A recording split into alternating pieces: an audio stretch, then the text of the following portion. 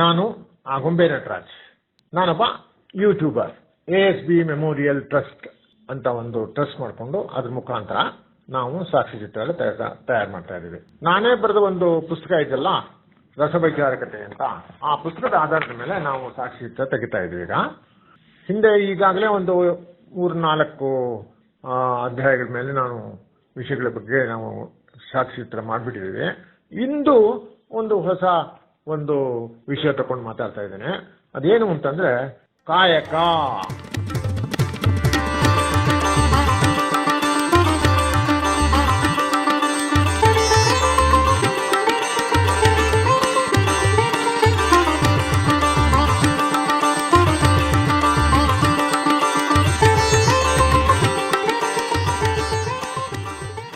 ಅಂದ್ರೆ ಕೆಲಸ, ಕಾರ್ಯ ಅನ್ನುವ ಶೀರ್ಷಿಕೆ ಮೇಲೆ ನಾವು ಮಾತಾಡ್ತಾ ಇದ್ದೇವೆ. ಕಾಯಕವೇ ಕೈಲಾಸ ಎಂದು ಬಸವಣ್ಣವರು ಹೇಳಿಬಿಟ್ರು. ಪ್ರಸಿದ್ಧ ವಾಕ್ಯ ಅದು, ಪ್ರಸಿದ್ಧ ಹೇಳಿಕೆ ಅದು. ಕಾಯಕವೇ ಕೈಲಾಸ, ಅದು ಇಂಗ್ಲಿಷ್ನಲ್ಲಿ ವರ್ಕ್ ಈಸ್ ವರ್ಷಿಪ್ ಅಂತ ಬರ್ತದೆ. ಸೊ ಇದ್ರ ಬಗ್ಗೆ ಬಹಳ ಇದೆ ಮಾತಾಡೋದಾದ್ರೆ. ಸಂಕ್ಷಿಪ್ತವಾಗಿ ಹೇಳೋದು ಅಂದ್ರೆ, ಕಾರ್ಯನಿರತನಾದವನಿಗೆ ಕೆಲಸವೇ ವಿಶ್ರಾಂತಿ ಎಂದು ಸ್ವಾಮಿ ವಿವೇಕಾನಂದ ಅವರು ಹೇಳಿಬಿಟ್ಟಿದ್ದಾರೆ. ಹಾಗಾದ್ರೆ ನಾವು ಹುಟ್ಟಿದ್ದೇ ಕೆಲಸ ಮಾಡ್ಲಿಕ್ಕಾ? ನಮ್ಮ ಜೀವನಕ್ಕೆ ಗೌರವ, ಕೀರ್ತಿ, ತೃಪ್ತಿ, ಶಾಂತಿ ನೀಡುವ ಕಾರ್ಯ ಮಾಡಿದರೆ ಅದಕ್ಕೆ ಕೆಲಸ ಅಂತ ಹೇಳ್ತಾರಂತೆ. ಅದೇ ಕೆಲಸ ಅಂತ ಹೇಳ್ತಾರೆ ಹಿರಿಯರು. ನಮ್ಮ ಬದುಕು ಸಿರಿವಂತವಾಗಬೇಕಾದ್ರೆ, ನಮಗೆ ಸುಖ, ಸಂತೋಷ, ತೃಪ್ತಿ, ಆರೋಗ್ಯ ಬೇಕಾದ್ರೆ ಕೆಲಸ ಮಾಡಲೇಬೇಕು, ಕಾಯಕ ಮಾಡಲೇಬೇಕು. ಆದರೆ ಕೆಲಸ ಹೇಗೆ ಮಾಡಬೇಕು, ಯಾರಿಗೋಸ್ಕರ ಮಾಡಬೇಕು, ಯಾಕೆ ಮಾಡಬೇಕು ಅಂತ ಬೇಕಾದಷ್ಟು ಪ್ರಶ್ನೆಗಳು ಉದ್ಭವ ಆಗ್ಬಿಡ್ತದೆ. ಸೊ ಈ ಪ್ರಶ್ನೆಗಳಿಗೆ ಉತ್ತರ ನಾವು ಕೊಡ್ಬೋದು, ಅದೆಲ್ಲ ನಮಗೆ ಗೊತ್ತಿದೆ, ಉತ್ತರನೂ ಕೊಡ್ಬೋದು, ಏನು ಕಷ್ಟ ಆಗಲ್ಲ. ಅದು ಹೇಗೆ ಅಂದ್ರೆ, ನಮಗೆ ಗೌರವ, ಆದರ, ಕೀರ್ತಿ, ತೃಪ್ತಿ ದೊರೆಯಬೇಕಾದ್ರೆ ಕೆಲಸ ಮಾಡದೆ ಅದು ದೊರಕಿದೆ. ನಾವು ಸುಮ್ಮನೆ ಮಲಗಿದ್ರೆ ಬರೋದೇ ಇಲ್ಲ, ಕೆಲಸ ಮಾಡಲೇಬೇಕು. ಅದೆಲ್ಲರಿಗೂ ಗೊತ್ತಿದೆ ವಿಷಯ. ಆಗ ಮತ್ತೆ ಚೆನ್ನಾಗಿ ಮನಪೂರ್ವಕವಾಗಿ ನಿಷ್ಠೆಯಿಂದ ಶ್ರದ್ಧೆಯಿಂದ ಕೆಲಸ ಮಾಡಿದರೆ ಸರ್ವರಿಗೂ ತೃಪ್ತಿ ಇರ್ತದೆ, ಶಾಂತಿ ದೊರಕೋದ್ರಲ್ಲಿ ಸಂಶಯವೇ ಇಲ್ಲ ಅಂತ ಹೇಳ್ತಾರೆ. ಸೊ ಈಗ ಈ ಶ್ರದ್ಧೆ, ನಿಷ್ಠೆ ಎಂಬ ಪದಗಳು ಇಲ್ಲಿ ಏಕೆ ಉಪಯೋಗಿಸ್ಬೇಕು? ಈ ಶ್ರದ್ಧೆ, ನಿಷ್ಠೆ ಅನ್ನೋದಕ್ಕೂ ನಾವು ಈ ತಗೊಂಡಿದ್ದೀವಲ್ಲ ಸಬ್ಜೆಕ್ಟ್, ಕೆಲಸ ಮಾಡಬೇಕು ಅಂತ, ಅದಕ್ಕೂ ಇದಕ್ಕೂ ಏನ್ ಸಂಬಂಧ ಇದೆ ಅಂತಂದ್ರೆ, ಅದಕ್ಕೆ ಬಹಳ ಸಂಬಂಧ ಇದೆ. ಯಾಕಂದ್ರೆ ಬದುಕಿನಲ್ಲಿ ಯಾವುದೇ ಕೆಲಸವನ್ನು ಚೆನ್ನಾಗಿ, ಮನಪೂರ್ವಕವಾಗಿ, ತೃಪ್ತಿಕರವಾಗಿ ಮಾಡುವ ಗುಣಕ್ಕೆ ಶ್ರದ್ಧೆ ಎಂದು ಕರೀತಾರೆ. ಡೆಫಿನೇಷನ್, ಶ್ರದ್ಧೆ ಅಂದ್ರೆ ಡೆಫಿನೇಷನ್ ಇದೆ. ಬದುಕಿನಲ್ಲಿ ಯಾವುದೇ ಕೆಲಸವನ್ನು ಚೆನ್ನಾಗಿ, ಮನಪೂರ್ವಕವಾಗಿ, ತೃಪ್ತಿಕರವಾಗಿ ಮಾಡುವ ಗುಣ, ಆ ಗುಣಕ್ಕೆ ಶ್ರದ್ಧೆಯಿಂದ ಕೆಲಸ ಮಾಡಬೇಕು ಅಂತ ಹೇಳ್ತಾರೆ. ಸೊ ಶ್ರದ್ಧೆಯಿಂದಲೇ ಜ್ಞಾನ ಲಭಿಸುತ್ತದೆ ಎಂದು ಗೀತೆ ಕೂಡ ಹೇಳ್ಬಿಟ್ಟಿದೆ.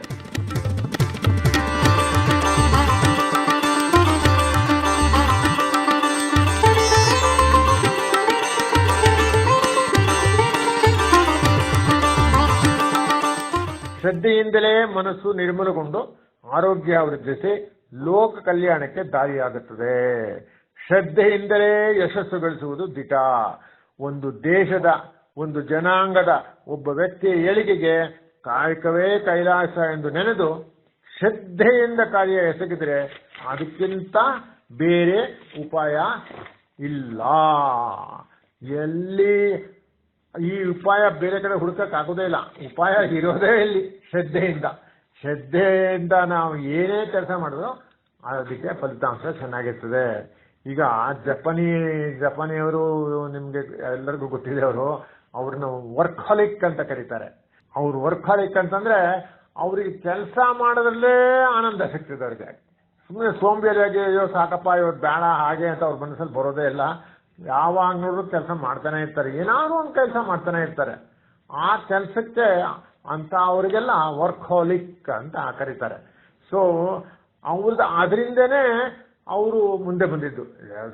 ಸೆಕೆಂಡ್ ವರ್ಲ್ಡ್ ವಾರ್ನಲ್ಲಿ, ಮಹಾಯುದ್ಧದಲ್ಲಿ ಕಂಪ್ಲೀಟ್ ಆಗಿ ಸೋದು ನಾಶ ಆದವರು ಕೂಡ ಕೊನೆಗೆ ಒಂದು 10 ವರ್ಷದೊಳಗೆ ತಿರ್ಗಾ ಪುನರ್ ನಿರ್ಮಾಣ ಮಾಡ್ಕೊಂಡ್ಬಿಟ್ಟು ದೇಶನ. ಹೇಗೆ ಮಾಡ್ಕೊಂಡ್ರು? ಶ್ರದ್ಧೆಯಿಂದ ಕೆಲಸ ಮಾಡಿದ್ರು. ತಮ್ಮ ದೇಶ ತಿರುಗ ನಾವು ಉದ್ಧಾರ ಆಗಬೇಕು, ಹೀಗೆ ಇರೋಕ್ಕಾಗಲ್ಲ ಅಂತ ಹೇಳಿ ಅವರು ಕಷ್ಟಪಟ್ಟು ದುಡಿದ್ರು. ಬದುಕಿದ್ರು ಉಳಿದವರೆಲ್ಲ ಏನೇನು ಬೇಕಾಗಿತ್ತು ಅವರೆಲ್ಲ ಮಾಡಿದ್ರು ಅವರು. ಅದು ಮಾಡಿಕೊಂಡು ಈಗ Japan one of the most developed countries ಅಂತ ಹೇಳ್ತಾರೆ. ಸೊ ಜರ್ಮನ್ನ ಕಾರ್ಯ ತತ್ವಪರತೆಯಿಂದಲೇ ಅಲ್ವೇ ಅವರು ಮಹಾಯುದ್ಧ ನಂತರ ರಾಷ್ಟ್ರ ಕಟ್ಟಿದ್ದು ಈ ಶ್ರದ್ಧೆಯಿಂದಲೇ. ಕೆಲಸ ಮಾಡ್ರಿ, ದುಡೀರಿ, ಚೆನ್ನಾಗಿ ದುಡೀರಿ. ದುಡಿತದಿಂದ ಯಾರು ಸಾಯುವುದಿಲ್ಲ, ಸಾಯುವುದು ಚಿಂತೆಯಿಂದ ಅಂತ ಮಾತುಗಳನ್ನು ಹೇಳಿದ್ರು. ಯಾರು ಅಂದ್ರೆ ನಮ್ಮವರೇ ಆದ ಪ್ರಸಿದ್ಧ ಸರ್ ಎಂ ವಿಶ್ವೇಶ್ವರಯ್ಯನವರು. ಅವರು 1912 ನವೆಂಬರ್ ತಿಂಗಳಲ್ಲಿ ಒಂದು ಮಹತ್ವದ ಕಾರ್ಯಪೂರಿತವಾದ ದಿವಾನ್ ಪದವಿ ಅಲಂಕರಿಸಿದಾಗ ಈ ರೀತಿ ಹೇಳಿದ್ರಂತವ್ರು. ಏನಪ್ಪಾ ಅಂತಂದ್ರೆ, ನಾವು ಕೆಲಸ ಮಾಡಿದ್ರೆ, ದುಡಿದ್ರೆ, ಚೆನ್ನಾಗಿ ದುಡಿದ್ರೆ ನಾವೇನು ಸಾಯೋದಿಲ್ಲ. ಆದ್ರೆ ಚಿಂತೆ ಮಾಡ್ಕೊಂಡು ಕೂತ್ಕೊಂಡು ಅಯ್ಯೋ ದೇವ್ರೆ ಏನಪ್ಪಾ ಇದು ನನ್ನ ಕೈಲಿ ಆಗಲ್ಲ, ಅಯ್ಯೋ ನಾನು ಅಂತ ಆ ಚಿಂತೆ ಇದ್ರೆ ಆದ್ಮೇಲೆ ಸಾಯ್ತಾರೆ ಬೇಗ. ದುಡ್ತಿದ್ರೆ ಯಾರು ಸಾಯಿಲ್ಲ ಅಂತ ಹೇಳಿದ್ರು. ಸೊ ನಮ್ಮ ದೇಶದ ಜನರನ್ನು ತಾಮಸ ತೃಪ್ತಿ, ಆಲಸ್ಯ ನಿದ್ರೆಗಳಿಂದ ಎಚ್ಚರಗೊಳಿಸಬೇಕು ಎಂದು ವಿಶ್ವೇಶ್ವರಯ್ಯನವರು ಉತ್ಕಟವಾದ ಆಸೆ ಆಗಿತ್ತು. ತೃಪ್ತಿ ಎನ್ನುವುದು ಒಂದು ತರಹ ವ್ಯಾಧಿ ಅಂತ ಅವ್ರು ಹೇಳ್ತಿದ್ರಂತೆ. ತುಕ್ಕು ಹಿಡಿದು ಹೋಗಬೇಡ, ತೆಯ್ದು ಹೋಗ್ಬಿಡು ಎನ್ನುವುದು ಅವರ ಜೀವನ ಮಂತ್ರ. ತುಕ್ಕು ಹಿಡಿದು ಹೋಗ್ಬಾರ್ದು. ಸುಮ್ಮನೆ ಒಂದೇ ಇದ್ರೆ ಅದಕ್ಕೆ ಏನು ಮಾಡದೆ ಅದು ಹಾಗೆ ಬಿಟ್ಬಿಟ್ರೆ ಯಾವುದೇ ಕಬ್ಬಣ ಕೂಡ ತುಕ್ಕು ಹಿಡಿದು ಹೋಗ್ಬಿಡುತ್ತೆ. ಆದ್ರೆ ಅದನ್ನ ತೆಯ್ತೇ ಇದ್ರೆ ಅದರಿಂದ ನಮ್ಗೆ ಉಪಯೋಗಕ್ಕೆ ಬರುತ್ತೆ. ಗಂಧ ತೆಗೆದ್ರೆ ತಾನೇ ಅದಕ್ಕೆ ಸುಗಂಧ ಬರೋದು. ಗಂಧ ಅದ್ರ ಪಾಡಿಗೆ ಅದಿದ್ರೆ ಅದರಿಂದ ಏನು ಉಪಯೋಗ ಇಲ್ಲ. ಅದನ್ನ ತೆಗಿಬೇಕು. ಆ ತೆಗೆಯೋದು ಅಂತ ಅರ್ಥ ಏನು? ಅದು ಕಷ್ಟಪಡ್ಬೇಕು, ಕೆಲಸ ಮಾಡಬೇಕು, ಕಾಯಕ ಮಾಡಬೇಕು ಅಂತ ಅಷ್ಟೇ, ಇನ್ನೇನೂ ಇಲ್ಲ. ಸೊ ಅವರ ವಿಶ್ವೇಶ್ವರಯ್ಯನವರ ಕಾಲ ನಿಯಮ, ಕರ್ತವ್ಯ ಪಾಲನೆ, ಸರ್ವ ಸಾಮರಸ್ಯ, ಪ್ರಜಾವಾತ್ಸಲ್ಯ, ಸೌಜನ್ಯ, ಕಾರ್ಯದಕ್ಷತೆ, ನಿಸ್ಪೃಹತೆ, ದೇಶೋದ್ಧಾರ ಚಿಂತನೆ ಮುಂತಾದ ಉದಾತ್ತ ಧ್ಯೇಯಗಳು ಇಂದಿಗೂ ಅನುಕರಣೀಯವಾಗಿದೆ ಅಂತ ಹೇಳ್ತಾರೆ. ಅದು ನಿಜ.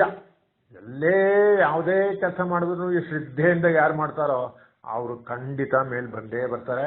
ಖಂಡಿತ ಎಲ್ಲರಿಗೂ ಅದರಿಂದ ಅವನೊಬ್ಬನೇ ಅಲ್ಲ, ಎಲ್ಲರಿಗೂ ಅದರಿಂದ ಅನುಕೂಲ ಆಗ್ತದೆ ಅಂತ ಅದು ಪ್ರತಿಯೊಬ್ಬರಿಗೂ ತಿಳಿದ ವಿಷಯ.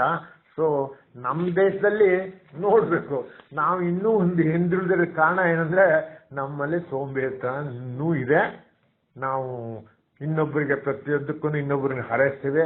ಒಂದು ಸಣ್ಣ ಪುಟ್ಟ ಕೆಲಸ ಕೂಡ ನಾವು ಇನ್ನೊಬ್ಬರಿಗೆ ಕೇಳ್ತೀವಿ. ನಾವು ನಮ್ಮ ಕೆಲಸ ನಾವು ಮಾಡ್ಕೊಳ್ಳೋ ಬದಲು ಅದನ್ನ ಯಾಕೆ ನಾವು ಮಾಡ್ಕೋಬೇಕು ಅನ್ನೋದು ದುಡ್ಡು ಇಷ್ಟೊಂದು ಇದೆಯಲ್ಲ, ನಾವು ಇನ್ನೊಬ್ಬರನ್ನ ಇಟ್ಕೊಂಡು ಅದನ್ನ ಅವನಿಗೆ ಸ್ವಲ್ಪ ದುಡ್ಡು ಕೊಟ್ಟರೆ ಅವನನ್ನೇ ಮಾಡಿಸ್ಕೋಬೋದಿಲ್ಲ. ನಾವು ಕಾಯಿಲೆ ಬರ್ಸ್ಕೊಂಡು ಒದ್ದಾಡ್ಕೊಂಡು ಏನು ಮಾಡದೆ ಕೆಲಸ ಮಾಡದೆ ಮನೇಲಿ ಕೂತಿರ್ತೀವಿ ಅಂಥವ್ರು ತುಂಬಾ ಇದೆ, ತುಂಬಾ ಕೇಸಸ್ ಇದೆ. ಬಟ್ ಸಾಕು, ಇಷ್ಟು ಹೇಳಿ ನಾನು ಮುಗಿಸ್ತೀನಿ. ಬಟ್ ಇದೇ ವಿಷಯದ ಬಗ್ಗೆ ಒಂದು ಕತೆ ಹೇಳಕ್ಕೆ ಇಷ್ಟಪಡ್ತೀನಿ. ಇದು ಅದ್ಭುತವಾದ ಕತೆ ಇದು ಅಮೆರಿಕದ ಕತೆ.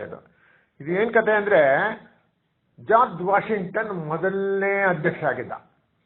ಅಲ್ಲಿ ವಾರ್ ಆಫ್ ಇಂಡಿಪೆಂಡೆನ್ಸ್ ಆದ್ಮೇಲೆ ಜಾರ್ಜ್ ವಾಷಿಂಗ್ಟನ್ ಅವನು ಇದಾಗಿದ್ದ, ಅವನು ಕಮಾಂಡರ್ ಆಗಿದ್ದ, ಆರ್ಮಿ ಕಮಾಂಡರ್ ಆಗಿದ್ದ. ಅವನಿಗೆ ಪಟ್ಟ ಕಟ್ಬಿಡ್ತಾರೆ, ನೀನೇ ಪ್ರೆಸಿಡೆಂಟ್ ಆಗ್ಬಿಡಪ್ಪ, ನಮಗೆ ರಿಪಬ್ಲಿಕ್ ಮಾಡ್ಕೊಂಬಿಡೋಣ, ನಾವು ರಾಜ ಪದವಿ ಬೇಡ ನಮಗೆ, ನಾವು ತರ ರಿಪಬ್ಲಿಕ್ ರಾಜ್ಯ ಅಂತ ಮಾಡ್ಕೊಂಬಿಡೋಣ ಅಂತ ಹೇಳ್ಕೊಂಡು ಜನರೆಲ್ಲ ತೀರ್ಮಾನ ಮಾಡ್ಕೋತಾರೆ ಅಂತ ಅವನಿಗೆ ಆರಿಸ್ತಾರೆ. ಅವನಿಗೆ ಫಸ್ಟ್ ಪ್ರೆಸಿಡೆಂಟ್ ಆಗ್ಬಿಡ್ತಾನೆ. ಅವನು ಒಂದ್ಸಲ, ಅವನ ಕತೆ ಬಹಳ ಚೆನ್ನಾಗಿದೆ. ಅವನೊಂದ್ಸಲ ಒಂದ್ ಕಡೆ ಹೋಗೋವಾಗ ಅವರಿಗೆ ಕಣ್ಣಿಗೆ ಬಿತ್ತಂತೆ. ಏನಪ್ಪಾ ಅಂದ್ರೆ, ಹಲವಾರು ಸಿಪಾಯಿಗಳು ಭಾರವಾದ ಮರದ ದಿಮ್ಮೆಯನ್ನು ಒಂದು ದಿಬ್ಬದ ಮೇಲಕ್ಕೆ ಎತ್ತುತ್ತಿದ್ದು ಕಾಣಿಸ್ತಂತೆ. ಅದು ಅಷ್ಟೇ ಜನರ ಶಕ್ತಿಗೆ ಮೀರಿದ ಕೆಲಸವಾಗಿತ್ತಂತೆ. ಅಂದ್ರೆ ತುಂಬಾ ದಪ್ಪ ಆಯ್ತಲ್ಲ, ಅಲ್ಲಿದ್ದ ಜನಗಳ ಕೈಲಿ ಎಷ್ಟೇ ಜನರು ಇದ್ರು ಅದನ್ನ ಮೇಲೆ ಸಾಗಿಸೋದಕ್ಕೆ, ಗುಡ್ಡದ ಮೇಲೆ ಸಾಗಿಸೋದಕ್ಕೆ ಬಹಳ ಕಷ್ಟ ಆಗಿತ್ತಂತೆ. ಅವ್ನು ಬಹಳ ಕಷ್ಟಪಡ್ತಿದ್ದಂತೆ. ಅದನ್ನ ನೋಡ್ಬಿಟ್ಟು ಅವರು ಏನಿದೆ ಇಷ್ಟು ಪಾಪ ಇಷ್ಟೊಂದು ಜನ ಒದ್ದಾಡ್ತಾ ಇದಾರಲ್ಲ, ನಾನು ಒಂದು ಕೈ ಕೊಟ್ರೆ ಅಲ್ಲಿ ಹೋಗ್ಬೋದು, ನಾನು ಯಾಕೆ ಅವರಿಗೆ ಸ್ವಲ್ಪ ಸಹಾಯ ಮಾಡಬಾರ್ದು ಅಂತ ಮನಸ್ಸು ಬಂತಂತೆ ನನಗೆ. ಸೊ ಅವ್ರು ಹೋಗ್ಬಿಟ್ಟು ಒಬ್ಬ ವ್ಯಕ್ತಿ ಕೇಳಿದಂತ ಇವನಿಗೆ, ನಾನು ನಿಮ್ಮ ಸಹಾಯಕ್ಕೆ ಬರಲ್ಲ, ನನಗೂ ಒಂದು ಆಸ್ಪತ್ರೆ ಕೊಡ್ರಿ, ನಾನು ಮಾಡ್ತೀನಿ ನಿಮಗೆ ಸಹಾಯ ಅಂತ ಹೇಳಿದಂತೆ. ಅಷ್ಟೊಳಗೆ ಅಲ್ಲಿ ಒಬ್ಬ ಕ್ಯಾಪ್ಟನ್ ಅಂತ ಒಬ್ಬ ಇರ್ತಾನಲ್ಲ ಸಿಪಾಯಿಗೆ, ಅವನು ಇವ್ರು ನೋಡ್ಬಿಟ್ಟು ಅವನಿಗೆ ಗೊತ್ತಿಲ್ಲ ಜಾರ್ಜ್ ವಾಷಿಂಗ್ಟನ್ ಪ್ರೆಸಿಡೆಂಟ್ ಅಂತ ಗೊತ್ತಿರಲಿಲ್ಲ ಅವನಿಗೆ. ಆಗಿನ ಕಾಲದಲ್ಲಿ ಫೋಟೋಗ್ರಾಫರ್ಸ್ ಎಲ್ಲ ಏನಿರ್ಲಿಲ್ವಲ್ಲ, ಹೆಸರು ತಿಳ್ಕೊಂಡಿರ್ತಾರೆ ಹೊರತು ನೋಡಿರ್ಲಿಲ್ವಲ್ಲ. ಸೊ ಹಂಗಾಗಿ ಅವನು ಯಾವನೋ ಪಾಸರ್ ಬೈಯೆಲ್ಲ ಹೋಗ್ತಾ ಇದ್ದಾನೆ, ನಿನಗೆ ಯಾಕಯ್ಯ, ನಿನ್ ಪಾಡಿ ನೀವು ಹೋಗಪ್ಪ, ಇದನ್ನ ನಿಮ್ ಕೆಲ ಕೆಲಸ ಆಗೋದಿಲ್ಲ ಅಂತ ಹೇಳ್ತಾನಂತೆ. ನೀವು ಯಾತಕ್ಕೆ ಅವ್ರಿಗೆ ಅಷ್ಟೊಂದು ದಬಾಯಿಸ್ತಾ ಇದ್ದೀರಾ ಅಂತ ಇವ್ರು ಒಂಥರ ಕೇಳ್ತಾರಂತೆ. ಕೊನೆಗೆ ಅವ್ನು ದಬಾಯಿಸ್ತಾ ಇರ್ತಾನೆ ಪಾಪ ಸಿಪಾಯಿಗಳಿಗೆ, ನೀವು ಏನು ಸೋಂಬೇರಿಗಳು, ಯಾಕೆ ಮೇಲೆ ತಳ್ತಾ ಇಲ್ಲ, ಜಾಸ್ತಿ ವರ್ಕ್ ಮಾಡ್ತಿಲ್ಲ, ಹಾಗೆ ಇರ್ತದಲ್ಲ, ಅವರು ಯಜಮಾನಿಕೆ ಹಾರಿಸ್ತಾ ಇದ್ದಂತೆ. ಅವಾಗ ವಾಷಿಂಗ್ಟನ್ ಅವನ ಹತ್ರ ಹೋಗಿ, ಏನಪ್ಪ ನೀನು ಬರೀ ಮಾತಾಡ್ದೆ ನಿಂತಿದ್ಯಲ್ಲ, ನೀನು ಒಂದು ಕೈ ಕೊಡು, ನೀನು ಸ್ವಲ್ಪ ಹೆಲ್ಪ್ ಮಾಡು, ನೀನು ಆರ್ಡರ್ ಕೊಟ್ಟ ಕುತ್ಕೊಂಡ್ರೆ ಹೇಗೆ, ನೀನು ಸ್ವಲ್ಪ ಅವ್ರಿಗೆ ಹೆಲ್ಪ್ ಮಾಡಬೇಕು ಅಂತ ಹೇಳ್ತಾನಂತೆ. ಅವಾಗ ಅವನು ಉತ್ತರ ಕೊಡ್ತಾನಂತೆ, ನಾನು ಕಮಾಂಡರ್, ನಾನು ಯಾರು ಅಂದ್ಕೊಂಡಿದ್ಯಾ, ನಾನು ಅಧಿಕಾರಿ ಅಂತ ಕಾಣಿಸಲ್ಲ ನಿಂಗೆ, ನಾನು ಹೋಗಿ ಯಾಕೆ ನಾನು ಸಹಾಯ ಮಾಡಬೇಕು, ನಾನು ಸಹಾಯ ಮಾಡಕ್ ಹೋಗಲ್ಲ, ಇಲ್ಲ ಇಲ್ಲಿ ಕೆಲಸ ತಗೊಳಕಿದ್ದೀನಿ ನಾನು ಹಾಗೆ ಅಂತ ಹೇಳ್ತಾನಂತೆ. ಅವಾಗ ಇವ್ರು ಹೇಳ್ತಾನಂತೆ, ಅಲ್ಲ ನಾನು ಅದಕ್ಕೆ ಬಂದೆ, ನಿಮ್ಮನ್ನ ಇವ್ನು ಕಷ್ಟಪಟ್ಟು ನೋಡ್ಬಿಟ್ಟು ನಾನು ಸಹಾಯ ಮಾಡ್ಬೋದಲ್ವಾ, ನನಗೆ ಆಸೆ ಅವರಿಗೆ ಹೆಲ್ಪ್ ಮಾಡಕ್ಕೆ, ನಾನು ಮಾಡ್ಲಾ ಅಂತ ಕೇಳ್ತಾನೆ. ನೀವು ಮಾಡ್ತೀರಾ, ಮಾಡು ಹೋಗು, ಅದಕ್ಕೇನು ಪರ ಇಲ್ಲ, ನನ್ನ ಮಾತ್ರ ಕರಿಬೇಡಿ, ನೀವು ಮಾತ್ರ ಮಾಡ್ಕೊಳ್ಳಿ ಏನಂತೆ. ಸರಿ ವಾಷಿಂಗ್ಟನ್ ಏನ್ ಮಾಡಿದಂತೆ, ತಮ್ಮ ಕೋಟನ್ನೆಲ್ಲ ಕಳ್ಸಿಟ್ಟು ಸಿಪಾಯಿಗಳು ಮಾಡ್ತಿದ್ದ ಕೆಲಸದಲ್ಲಿ ನೆರವೇರಿದಂತೆ. ಅವರು ಹೋಗಿ ಪಾಪ ಹೆಲ್ಪ್ ಮಾಡಿದಂತೆ. ಆವಾಗ ಕೆಲಸ ಈಡೇರ್ತಂತೆ. ಯೋಧರು ತಮ್ಮ ಸಹಾಯಕನಿಗೆ ಧನ್ಯವಾದಗಳನ್ನು ಸಲ್ಲಿಸಿ ದಣಿವಾರಿಸಿಕೊಳ್ಳಲು ಆರಾಮಾಗಿ ಕೂತ್ಕೊಂಡ್ರಂತೆ. ವಾಷಿಂಗ್ಟನ್ ಮಾತ್ರ ಅವರು ತಮ್ಮ ಕೋಟನ್ನು ಧರಿಸುತ್ತಾ, ಈ ಕೆಲಸವನ್ನು ಇನ್ನೂ ಮೊದಲೇ ಮಾಡಿ ಮುಗಿಸಬಹುದಾಗಿತ್ತಲ್ಲ ಅಂತ ಹೇಳ್ತಾರಂತೆ. ಅವಾಗ ಅಲ್ಲಿ ಇದ್ದಾನಂದ್ರೆ ಅಧಿಕಾರಿ ಅವನು ಹೇಳಿದ್ನಲ್ಲ, ಅಧಿಕಾರಿ ಇದ್ನಲ್ಲ, ಅವನು ಹೇಳ್ತಾನಂತೆ, ಹೌದಪ್ಪ ಯಾರೆಲ್ಲ ಅಂದವರು, ಆದ್ರೆ ಇವರೆಲ್ಲ ಶುದ್ಧ ಸೋಂಬೇರಿಗಳು, ಮೈ ಮುರಿದು ಕೆಲಸ ಮಾಡಿದ್ರೆ ಯಾವ ಕೆಲಸ ತಾನೇ ಅಸಾಧ್ಯ ಅಂತ ಹೇಳಿ. ಅವಾಗ ಇವರು ಉತ್ತರ ಕೊಡ್ತಾರಂತೆ, ನೋಡಪ್ಪ ಅದೆಲ್ಲ ಹಂಗಲ್ಲ ವಿಷಯ, ಅವರು ಶಕ್ತಿ ಮೀರಿ ಕೆಲಸ ಮಾಡಿದ್ರು ಪಾಪ, ನಾನು ನೋಡ್ತಾ ಇದ್ದೆ, ಅವರಿಗೆ ಯಾರಿಗಾದ್ರೂ ಒಬ್ಬರ ಸಹಾಯ ಅಗತ್ಯವಿತ್ತು ಅಷ್ಟೇ, ಇನ್ನೂ ಸ್ವಲ್ಪ ಇನ್ನೊಬ್ಬ ಅಥವಾ ಇನ್ನಿಬ್ರು ಬಂದು ಅವ್ರಿಗೆ ಸಹಾಯ ಮಾಡಿಬಿಟ್ಟಿದ್ರೆ ದಿಮ್ಮಿಂಗ್ ಕರೆಕ್ಟಾಗಿ ಮೇಲ್ಗಿರ್ತ ಕರ್ಕೊಂಡು ಹೋಗ್ಬೋದಾಗಿತ್ತು. ಅದು ಆಗ್ಲಿಲ್ಲ, ಅದು ಬಹಳ ಕಷ್ಟಪಟ್ಟಿದ್ರು ಅದು. ಸೊ ಈ ಬಗ್ಗೆ ಕೆಲಸವನ್ನು ನೀವು ಮಾಡಬಾರದೆಂದು ಎನಿಸಿದ್ರಿ, ಚಿಂತೆ ಇಲ್ಲ, ಇನ್ನು ಮೇಲೆ ಅಂತ ಕೆಲಸಗಳೇನಾದ್ರೂ ಇದ್ದರೆ ದಯವಿಟ್ಟು ನನಗೆ ಹೇಳಿ ಕಳಿಸಿ, ನಾನು ಬಂದ್ಬಿಟ್ಟು ನನ್ನ ಕೈಲಾದ ಮಟ್ಟಿಗೆ ನಾನು ಕೆಲಸದಲ್ಲಿ ನೆರವಾಗ್ತೀನಿ ಅಂತ ಹೇಳ್ತಾನಂತೆ. ಯಾರೋ ಜಾರ್ಜ್ ವಾಷಿಂಗ್ಟನ್ ಅಧಿಕಾರಿಗೆ. ಅವಾಗ ಅಧಿಕಾರಿ ಕೇಳ್ತಾನೆ, ನೀವೇನ್ ಕೆಲಸ ಮಾಡ್ತೀರ ಅಂದಾಗೆ, ನೀವು ಯಾರು, ನೀವೇನು ಇಲ್ಲಿ ಬಂದು ನಿಮ್ದು ತೋರಿಸ್ತಾ ಇದ್ರಲ್ಲ, ನಿಮ್ದು ನಾನು ಬರ್ತೀನಿ ಮಾಡ್ತೀನಿ ಏನೇನೋ ಹೇಳ್ತಾ ಇದ್ರಲ್ಲ, ಯಾರು ನೀವು? ನಾನೇನಪ್ಪ, ನಾನು ಅಮೆರಿಕನ್ ಪ್ರೆಸಿಡೆಂಟ್ ಜಾರ್ಜ್ ವಾಷಿಂಗ್ಟನ್ ಅಂತಂತಾನಂತೆ. ಅವಾಗ ಕಿವಿಗೆ ಬಿದ್ದ ಕೂಡಲೇ ಅಧಿಕಾರಿಯ ಮುಖ ಬಿಡ್ಸ್ಕೊಂಡ್ಬಿಡ್ತಂತೆ. ಅವನು ಕುಸ್ದು ಹೋಗ್ಬಿಟ್ಟಂತವನು, ಅವನು ಕಾಲಿಗೆ ಬಿದ್ದು ಕ್ಷಮಾಪಣೆ ಕೇಳ್ಕೊಂಡಂತೆ. ಐ ಆಮ್ ವೆರಿ ಸಾರಿ ನಂಗೆ ಗೊತ್ತಾಗ್ಲಿಲ್ಲ ಹಾಗೆ. ಈ ಕಥೆಯ ಸಾರಾಂಶ ಇಷ್ಟೇ, ನಾವು ಎಷ್ಟೇ ಕಷ್ಟಪಟ್ಟರು ಕೂಡ ನಾವು ಕಷ್ಟಪಡ್ತಾ ಇರೋರಿಗೆ ನಮ್ಮದು ಒಂದು ಕೊಡುಗೆ ಇದ್ರೆ, ಅವ್ರ ಕಷ್ಟದಲ್ಲಿ ನಾವು ಭಾಗಿಯಾದ್ರೆ ಅವ್ರಿಗೆ ಸ್ವಲ್ಪ ಸುಖ ಸಿಗ್ತದೆ, ಕೆಲಸನೂ ನಿಷ್ಠೆಯಿಂದ ಆಗ್ಬೋದು, ಕೆಲಸನೂ ಮುಗಿಸ್ಬೋದು ಅನ್ನೋದು ಒಂದು ಕಥೆ. ಇದು ಅದ್ಭುತವಾದ ಕಥೆ, ಇದು ಬಹಳ ಚೆನ್ನಾಗಿದೆ. ನೀವೆಲ್ಲ ಕೇಳಿದ್ದಕ್ಕೆ ಧನ್ಯವಾದಗಳು. ಇಲ್ಲಿಗೆ ಮುಗಿಸ್ತಾ ಇದ್ದೀನಿ. ನಮಸ್ಕಾರ.